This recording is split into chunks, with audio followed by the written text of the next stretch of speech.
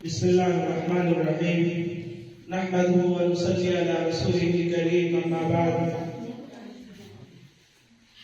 عزیز طلبہ، آج بہت خوشی کا موقع ہے کہ آپ لوگوں نے اپنے اظہار خیال کیا. قابل مبارکباد وہ تمام طلبہ ہیں جنہوں نے اس پروگرام کے اندر حصہ لیا. اللہ تعالیٰ تمام طلبہ کو نظر بد سے بچائے. آپ لوگوں نے جس طرح اظہار خیال کیا ہے اور جس طرح اپنا مسابقہ پیش کیا ہے، قابل تعریف اور تمام طلبہ کو قابل مبارکباد ہیں. اور خاص طور پر برادر محترم حضرت مولانا محمد افضل صاحب اور آپ کے تمام اساتذہ قابل مبارکباد ہیں. عزیز طلبہ، خطابت کے میدان کے اندر کچھ چیزیں ہوتی ہیں جو قابل غور ہے.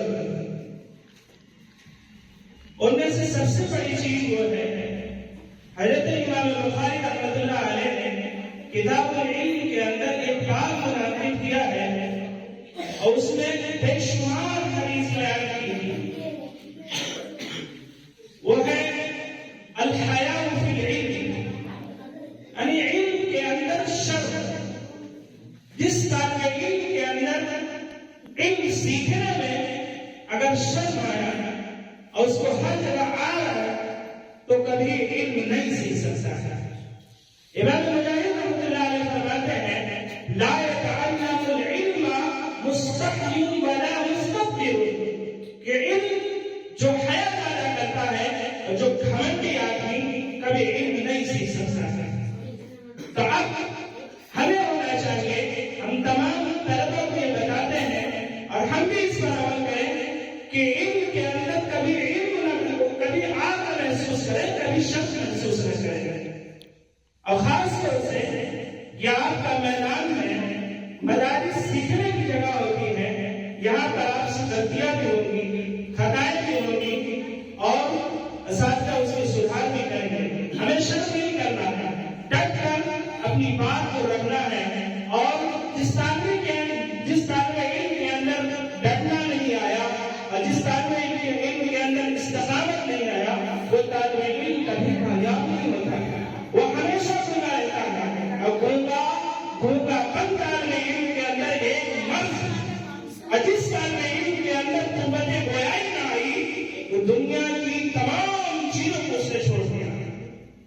آج سب سے بڑی وجہ یہ ہے کہ ہمارے طلبہ سب کچھ سیکھتے ہیں، ہر چیز کے اندر ماہر ہو جاتے ہیں، لیکن وہ قوت گویائی ان کے اندر نہیں ہوتی ہے.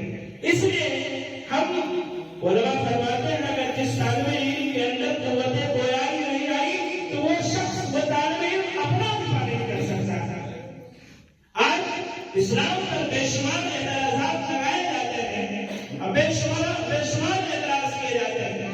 اگر ہمارے اندر قوت گویائی ہے، اگر ہم سب کا جواب دے سکتے ہیں اپنی زبان کے ذریعے سے، اپنے قلم کے ذریعے سے، تو وہ تحقیق و خطابت ہے اور کتابت کا میدان ہے.